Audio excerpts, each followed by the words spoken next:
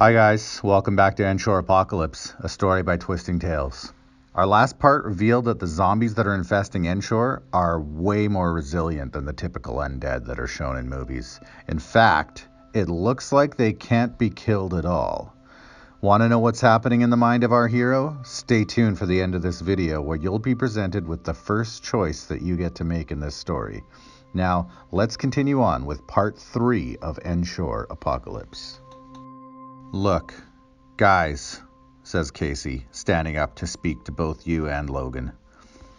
I know they said to stay put, but first of all, I need to get out of here and see if my girlfriend is okay. And second of all, I'm not buying that we're actually going to be safe here if we stay. You might be right, says Logan with a grunt. If they are bringing in the military and they can't handle it, they might just nuke this whole place. Are you guys crazy? You blurt out quickly. This isn't a movie, guys. This is real life. They aren't going to nuke us. Those things can't be stopped like in the zombie movies. Shut up for a second, Casey says abruptly, brushing a hand through her messy brown hair, holding out a hand to call for quiet. I know it's not a movie, but we have no choice. She paused for a moment. Well, at least I don't. I won't ask you guys to go with me, but I've got to go. I've got to go and try and find my girlfriend. Look, Casey, you say. I know you're worried about your girlfriend, but if she is staying indoors, she'll be fine too. We just can't risk going out in this mess. Those things will tear us apart. What happens if those things break in? Logan asks. I mean, this place is sort of secure, but if those nasty things get through that main door, it's a death trap. You can't escape. You can't get out. Anywhere but that door. I'm with Casey. We should move out. You saw the same news clip that I saw, didn't you? You can't kill those things, you shout, pointing outside. They can take headshots, even being cut to pieces, no problem. You can even put random pieces together and they'll still try and kill you. I mean, it's sort of risky here, but nothing like what you'll be up against if you go outside. It's way worse out there. I know, Casey yells back at you. Believe me, it's scary out there. Me and Logan have been through it. But we're not perfectly safe here either. Sure, you can't kill them, but you can slow them down. They take 10 to 15 seconds to get back up from something that would kill them. That's enough time to put some distance between us and them. Yeah, Logan says. Also, it seems like they lose track of you if you put them down. They forget they were even chasing you. Put one down, face it away from you, and it might just wander off away from you without even remembering that you were right behind it. So they have weaknesses, says Casey. They are dumb. They're slow. They can be slowed down further. You can blind them, hack them up to disable them. They can't communicate or plan. We have an edge over them. Being in here, you're trapped. They find a way in, and you're done for. At least out there, there's lots of different ways to escape. At this point, you can't even really believe that they are still considering going out in the middle of a zombie outbreak. The news was quite clear that people need to stay indoors. Sure, you've seen movies where the military nukes the city to stop the disease, but this isn't a B movie. This is real life. Are you being crazy here, or are they? You don't know for sure. So many people fantasize about being in the zombie apocalypse and going out and becoming zombie hunters. It sounds fun until it actually happens. This isn't fun at all.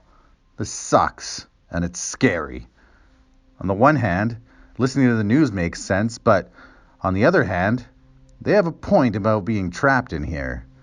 The security door is strong, but not indestructible. And being upstairs, you'd be completely cut off. That's not a thought you want to consider. Being trapped while those things closed in on you. Hey, Gabe, are you even listening to me? Casey asks, waving her hand in front of your face. I asked if you had any weapons we could use here. If we're heading out there, we're going to need all the protection we can get. Even a bat or sharp knives would work. Oh, you reply. Sorry about that. I drifted off for a second. This is just a lot to take in right now. I'm still trying to process everything. You take a sip from your now cold coffee and set it down. Logan bursts into a deep laughter at the sight of the small teacup in your hand. Could you get a tinier cup, princess? He says through his laughter. Don't forget to put your pinky up when you take a sip. You blush a bit and move it to the side. It was the only one left. Logan continues his laughter as you answer Casey's original question. Yeah, I live in southeast Endshore, so I'd have to be pretty dumb not to have some defense here. It's a pretty dangerous neighborhood, so I've got a few things I can use for sure. Just let me think about what's best. You think for a second about what you actually have on hand for protection. You do have a baseball bat by the door. You're not sure if that's the best choice for the circumstances, though. You also have some sharp knives in the kitchen, but they wouldn't be much use in a fight and would probably just end up breaking. You were never big on guns, but your Uncle Will did leave you a shotgun and some shells when you moved into this part of town. He was concerned about your safety, and rightfully so around here. It's just been sitting in your closet all this time, but it should still be good to go. Apart from that, you've got a large machete that Jack gave you for your birthday. Oh God, you think to yourself. He said the machete was for the zombie apocalypse. That reminds you about Jack. You wonder how he was doing on all of this. Then you remember, well, everyone. Your mom and your dad, your Uncle Will.